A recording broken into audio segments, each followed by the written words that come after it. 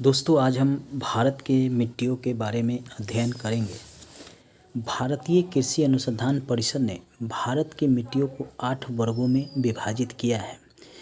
मिट्टी का अध्ययन जिस विज्ञान के अंतर्गत किया जाता है उसे पेडोलॉजी कहते हैं, मृदा विज्ञान कहते हैं उसको।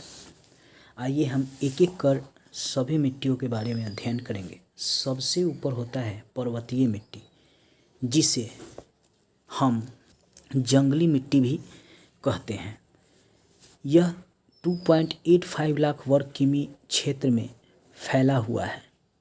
ह्यूमस की अधिकता के कारण अम्लीय गुण का यह मिट्टी होता है। इसका फैलाव जम्मू कश्मीर, हिमाचल प्रदेश, ये उत्तराखंड का क्षेत्र है, सिक्किम, यहाँ अरुणाचल का कुछ क्षेत्रों में है। यहाँ पे चाय, कॉफ़ी, मसाले और फल की खेती होती है। इस मिट्टी की में पोटास, फास्फोरस, चूना की कमी होती है, लेकिन गेहूँ, जौ, मक्का की खेती इस मिट्टी में की जा सकती है। अगली मिट्टी है जलोढ़ मिट्टी। यह नदियों द्वारा लाई गई मिट्टी है। इसका विस्तार जो है ऊपर में है पंजाब, हरियाणा, उत्तर प्रदेश, बिहार, पश्चिम बंगाल, असम, इधर उड़ीसा, इधर आंध्र प्रदेश, तमिलनाडु, इधर गुजरात, राजस्थान, इतने बड़े क्षेत्रों पर ये जलोढ़ मिट्टी का फैलाव है। यह 40% भागों पर फैला हुआ है भारत के। नदियों द्वारा इसको लाया गया हुआ है, इसलिए इसमें पोटास की बहुलता होती है, लेकिन नाइट्रोजन, फास्फोरस, ह्यूमस की इसमें कमी होती है। पुरानी जलोढ़ मिट्टी को हम बांगर कहते हैं और नए जलोढ़ मिट्टी को खादर कहते हैं। खादर मिट्टी ज़्यादा उपजाऊ होता है, जबकि बांगर मिट्टी कम उपजाऊ होता है। जलोढ़ मिट्टी में गेहूँ, धान, मक्का, तिलहन, दलहन, आलू, ये सब फसल यहाँ पे उपजाया जाता है, इसलिए यह सबसे उपजाऊ मिट्टी इसको माना जाता है। अगली मिट्टी है काली मिट्टी।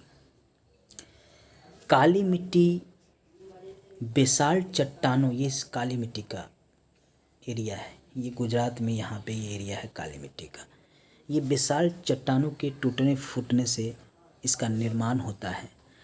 आयरन, चूना, एल्युमिनियम, मैग्नीशियम की इसमें बहुलता होती है, लेकिन टिटेनिफेरस मैग्नेटाइट के कारण यह काला रंग होता है और जीवाश्म के कारण इसका रंग काला होता है। इस मिट्टी को रेंगून मिट्टी भी कहते हैं। यहाँ काली कपास की खेती होती है, यानी यहाँ पे कपास की सबसे ज़्यादा खेती होती है। आप देखेंगे गुजरात और महाराष्ट्र ही कपास उत्पादन में सबसे प्रथम स्थान रखता है। यह इसका फैलाव जो है गुजरात, महाराष्ट्र, मध्य प्रदेश, पश्चिम क्षेत्र, उड़ीसा, कर्नाटक, आंध्र प्रदेश, ये थोड़ा सा यहाँ पे आंध्र प्रदेश का भी क्षेत्र है, यहाँ पे भी है, तमिलनाडु में भी थोड़ा बहुत होता है। इतने बड़े क्षेत्रों में इसका फैलाव है काली मिट्टी का। याद रखिएगा, यहाँ से प्रश्न पूछता है कि कपास की खेती के लिए कौन सबसे अच्छी मिट्टी है, तो याद रखिएगा काली मिट्टी। काली मिट्टी को एक और किस नाम से जाना जाता है, तो रेंगून मिट्टी। ये 2 क्वेश्चन हमेशा एग्जाम में पूछता है। मिट्टी है लाल मिट्टी। इसका निर्माण भी जलवायु की परिवर्तनों के परिणाम स्वरूप रवेदार एवं कयांत्रिक शैलों के विघटन एवं वियोजन से होता है। इस मिट्टी में सिलिका एवं आयरन की बहुलता होती है। ये है आपका लाल मिट्टी का क्षेत्र। यहाँ भी है, इधर भी है, पूर्वी क्षेत्र में भी है। इतने बड़े क्षेत्र में लाल मिट्टी का फैलाव है। लाल मिट्टी का लाल रंग लौह ऑक्साइड के कारण होता है। पूछता भी है कि लाल मिट्टी का लाल रंग किस कारण होता है, तो याद रखिएगा लौह ऑक्साइड के कारण। ये अम्लीय प्रकृति की मिट्टी है, इसमें नाइट्रोजन, फास्फोरस, ह्यूमस की कमी होती है। स्वाभाविक सी बात है कि ये कम उपजाऊ होगा, इसमें ह्यूमस की कमी ही होगा।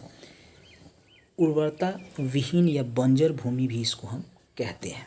इस मिट्टी में कपास, गेहूँ, दालें, मोटे अनाज की खेती होता है।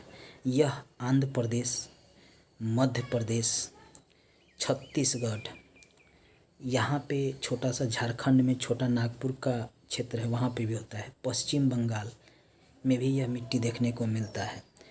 महाराष्ट्र में भी थोड़ा बहुत है, तमिलनाडु में भी थोड़ा बहुत है, कर्नाटक में भी है, नागालैंड में भी है। ये पूर्वी क्षेत्र में नागालैंड, मिज़ोरम, इस क्षेत्र में भी लाल मिट्टी होता है।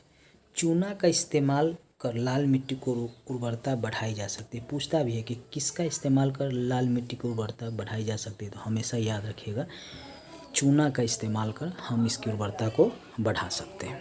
प्रश्न है, भारतीय कृषि अनुसंधान परिषद के अनुसार भारत में कितने प्रकार की मिट्टियाँ पाई जाती है? उत्तर है 8। अगला प्रश्न है, भारत की सर्वाधिक महत्वपूर्ण मिट्टी कौन सी है? उत्तर है जलोढ़। अगला प्रश्न है, भारत के सर्वाधिक क्षेत्र में किस प्रकार की मिट्टी का विस्तार पाया जाता है? उत्तर है जलोढ़ मिट्टी का 40% भाग पर। अगला प्रश्न है, गंगा के मैदानों की पुरानी कछारी मिट्टी को क्या कहते हैं? उत्तर है बांगर। दोस्तों, यह विभिन्न कॉम्पिटिटिव एग्जाम में पूछा गया है, जैसे RRB, BPSC, UPSC, SSC, railway, ये सब में ये प्रश्न पूछा गया है। प्रश्न है, निक्षालन और ऑक्सीकरण द्वारा निर्मित मृदा कौन सी होती है? उत्तर है मखराला मिट्टी। अगला प्रश्न है, किस प्रकार की मिट्टी में कार्बनिक पदार्थों की अधिकता होती है? लाल मिट्टी में। अगला प्रश्न है, किस राज्य में सबसे बड़ी अंतर्देशीय लवणीय आर्द्रभूमि है? राजस्थान में।